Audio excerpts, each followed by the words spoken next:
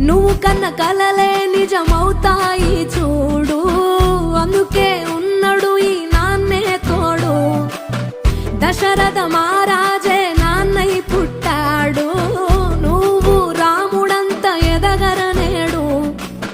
చరితలు ఎన్నడు చూడని మమతల గూడే వీధిలో, సంపద అంటే ఏదో కాదురో, ఇంతకు మించి అది